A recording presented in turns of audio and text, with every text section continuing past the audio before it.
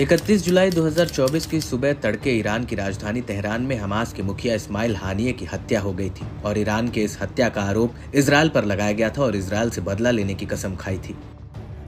उस वक्त ईरान के सुप्रीम लीडर अयातुल्लाह खामेनेई ने कहा था कि इजरायल को सजा देने का एक कठोर मैदान तैयार हो चुका है।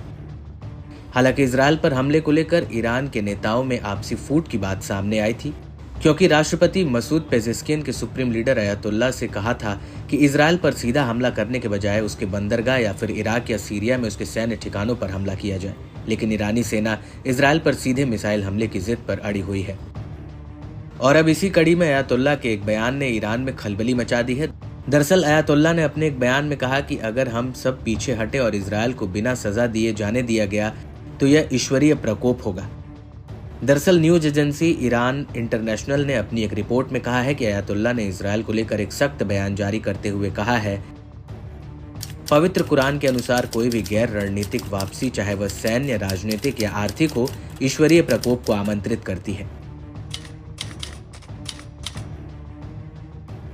अयातुल्लाह ने अपने बयान में आगे कहा कि जो सरकारें आज के प्रमुख शक्तियों की मांगों के आगे झुक जाती हैं, चाहे वे जिस भी राष्ट्र का प्रतिनिधित्व करती हों, वे इन दबाव का सामना कर सकती हैं यदि वे अपने लोगों की ताकत का लाभ उठाएं और अपने विरोधियों की वास्तविक स्पष्ट क्षमताओं का सही आकलन करें।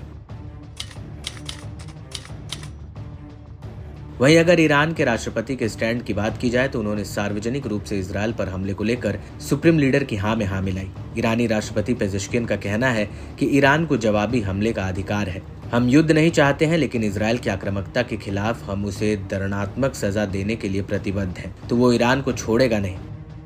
इजरायल के विदेश मंत्री इजराइल काट्स ने अपनी एक सोशल मीडिया पोस्ट में कहा है कि एक गंभीर और खतरनाक स्थिति पैदा हो रही है, क्योंकि ईरान इजरायल के प्रमुख आबादी केंद्रों के खिलाफ एक नया पूर्वी आतंकी मोर्चा स्थापित करने की कवायद में जुटा है।